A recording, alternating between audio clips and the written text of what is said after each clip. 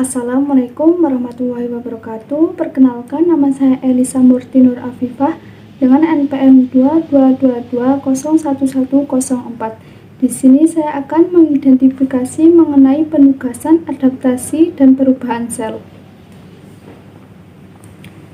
Baik, yang pertama yaitu identifikasi bagian-bagian sel pada gambar.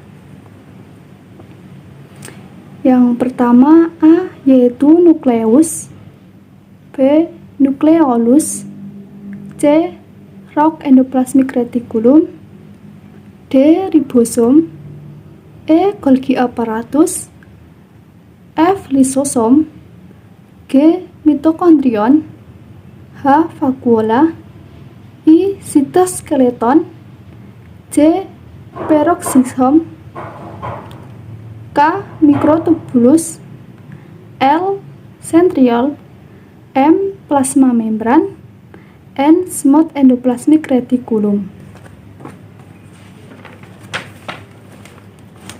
Baik, yang kedua, identifikasi proses adaptasi yang terjadi pada sel yang ada dalam gambar.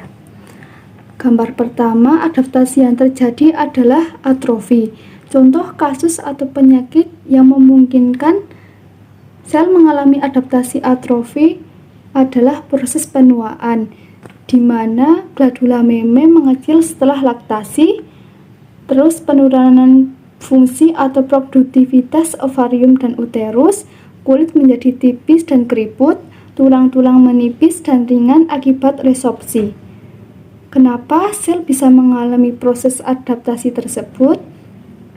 Jadi penyebab proses atrofi ini bervariasi, di antaranya yaitu berkurangnya atau hilangnya stimulus endokrin, involusi akibat menghilangnya rangsang-rangsang tumbuh, berkurangnya rangsang saraf, berkurangnya perbekalan darah, dan akibat sklerosis arteri. Gambar yang kedua, adaptasi sel yang terjadi adalah hipertrofi. Contoh kasus atau penyakit yang memungkinkan sel mengalami adaptasi hipertrofi, salah satunya yaitu peningkatan massa otot pada atlet atau binaraga. Kenapa sel mengalami proses adaptasi tersebut? Karena saat mulai mengangkat beban dan melatih otot, impuls atau rangsangan saraf akan meningkat dan memicu kontraksi otot. Kontraksi otot tersebut akan merangsang peningkatan kekuatan walau mungkin ukuran otot tidak terlihat membesar. Dengan seiringan terus berlatih dan beberapa waktu, sintesis protein akan meningkat sebagai hasil dari respon tubuh saraf. Sel otot kemudian akan tumbuh dan bertambah kuat setelah beberapa bulan. Gambar yang ketiga, adaptasi sel yang terjadi adalah hiperplasia. Contoh kasus atau penyakit yang memungkinkan sel mengalami adaptasi hiperplasia adalah salah satunya pada kasus atau penyakit serviks uterus yang dapat mengakibatkan kanker serviks. Kenapa sel bisa mengalami adaptasi tersebut? Karena sel-sel pada serviks tersebut mengalami penambahan jumlah. Biasanya hiperplasia ini diakibatkan oleh sekresi hormonal yang berlebihan atau faktor pemicu pertumbuhan yang besar. Gambar yang terakhir, adaptasi sel yang terjadi adalah displasia.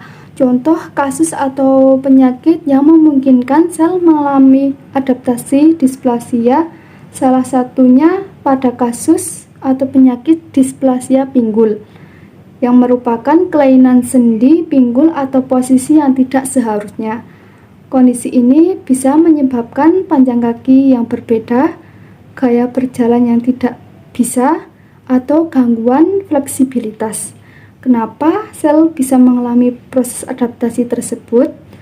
Karena penyebab displasia sel plak kanker pada pinggul yang paling utama adalah karena faktor genetik atau riwayat keluarga.